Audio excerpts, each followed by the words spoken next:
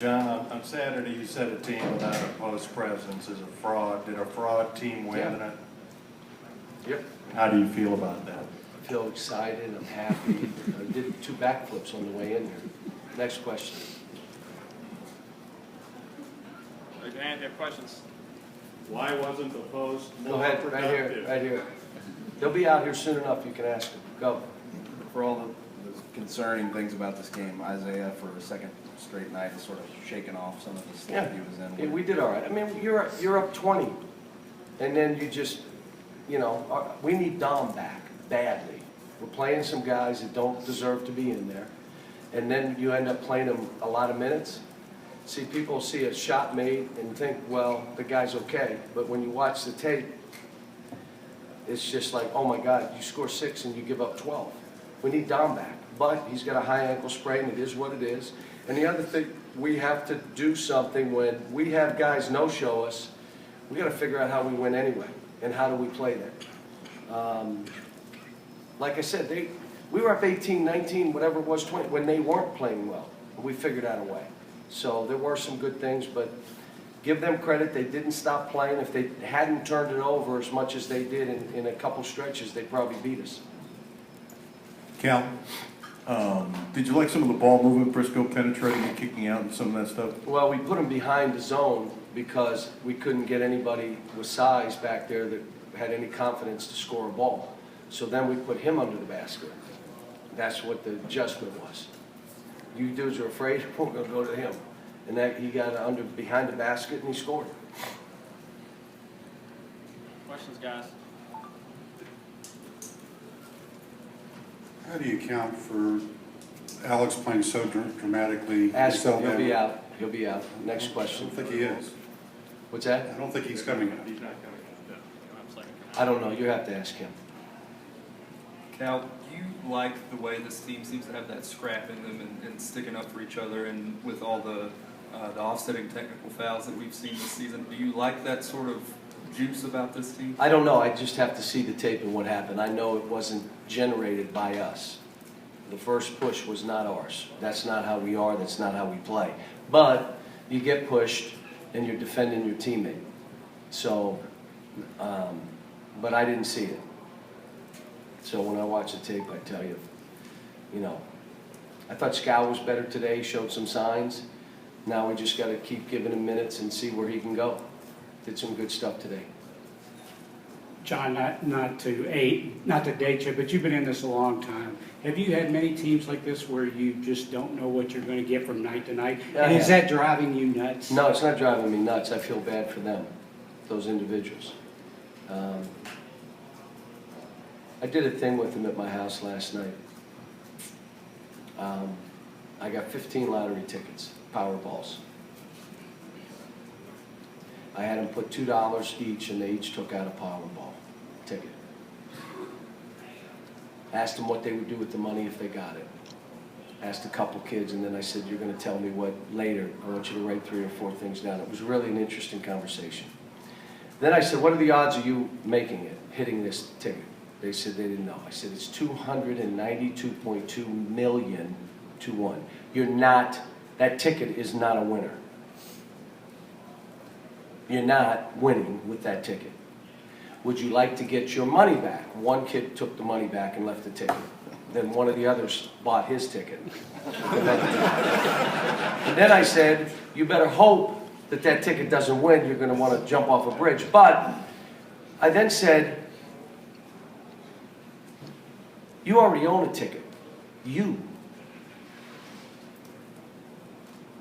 It may be 50-50 that you're going to hit the lottery, 70-30, 30, but you got to fight.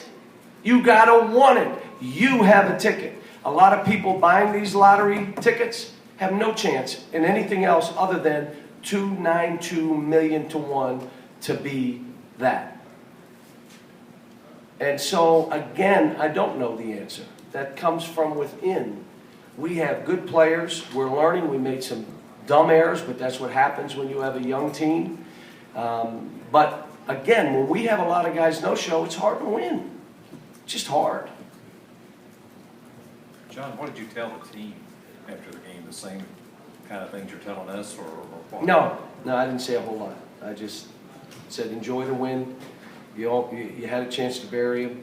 We have a couple guys in here again. We got to figure out if they're not playing well, how we're going to play, because we got to try to win anyway. And we were for a while. I thought Alex made the free throws down the stretch, showed a lot of courage. And there was things that he did, but in the guts of that game, he was not a factor. And not when you're that good, you need to be a factor. Did Isaiah show a better all-around floor game than maybe he has? He's getting better. He's getting more But the comfortable. last two games, it seems like. Well, part of it is us, me as a coach. I got to figure out where he's most comfortable playing. Like today, I put him under the basket. You know what? He's really comfortable under there. Alabama, we put him in pick and rolls, and he had flashbacks to playing AAU basketball, and he made shots. So there are things, if you expect him to be a spot-up shooter, spread the defense, why am I doing that to him? That's not who he is. So part of this is me figuring out how do I make it where he's comfortable. But again, we had a nice lead, went to the bench, and all of a sudden it's like a tie ball game. You know, we're up at half, we give up a 3. Just like it's something we do every day in practice. Something that you're not giving up that shot, we give it up. So there were a lot of things that I look at and I just shake my head. But this is what happens when you're this young. And we did win the game, and we march on. We play again, I believe, Saturday. Now, what is different about Jamal's shot, particularly from the outside? I think he's almost 50% now over the last 6 games from 3. It seems like something has changed. Well, we're doing a lot of different kind of shooting. Again, for him, he didn't know that he was open if a guy was in the lane running at him and he's at the three-point line. He thought, well, I couldn't get it off. So now we're doing drills for our guards where there are guys running at you from the lane, but you're open at the 3, get it off. If you can't get that shot off, you can't play basketball. You're really not a basketball player. So that's kind of how we said it to him. If you can't get that shot off, you're not a basketball player. I mean, reality of it is the guy's 15 feet from you, 18 feet. You catch it, get it off. We've done that. We've done a lot of three-point shooting stuff that's really helped us. I was surprised. Again, we're now a normal three-point shooting team from where we were. John, when you have a roster with some guys who may or may not show and others who give everything they have all the time, how do you keep that out of the locker room or that from messing the team? Trying to get those guys to deal with it themselves. I told Tyler, you say it before the game and you say it during the game. Then you're allowed to say it after the game. You don't say something to them before the game and during the game. Do not speak to them after the game. That's not fair. But if you got on them prior to, you're on them during the game and you're telling them what they need to do and they're not responding, then you have a right to say something after. I thought Tyler was great again today.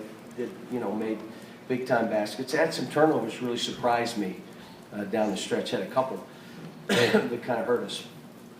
John, have you been pleased with Michael lately, and what has he been showing anything that makes He you think did. he might play He more? did not play well today. Like the games that he played where we stuck him in, he was so excited. There was an energy to him. He was rebounding. He was bouncing around and running instead. Today it was like tentative. Like I'm walking on eggshells. Like where did that come from? But again, we got all these young players that are trying to get in there and prove themselves. Charles, the same thing. I mean, but like I said, we need Dom back because he's a veteran. We'll just have to see when we're going to get him back. I don't know. High ankle sprain. Yes. John, it seems like Tyler's getting a lot of good looks. Is he simply adept at that, or are people overlooking his shooting ability? Well, they're playing pick and rolls different ways. They're going under, and now he's shooting the ball. Where we tell him, you got to take that shot.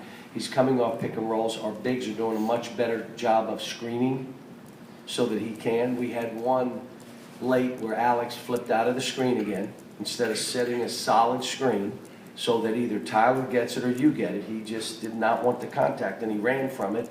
So now we end up with nothing, and we end up with a shot clock violation. But more during these games now, even Scal, we're doing it every day. Every day we're doing 15 minutes of screening, just teaching them how to screen. And I know you may look at that and say, you guys are a Division I basketball team and you're spending 15 minutes a day on screening. Yes, we are. Every day. Anything else? Thanks.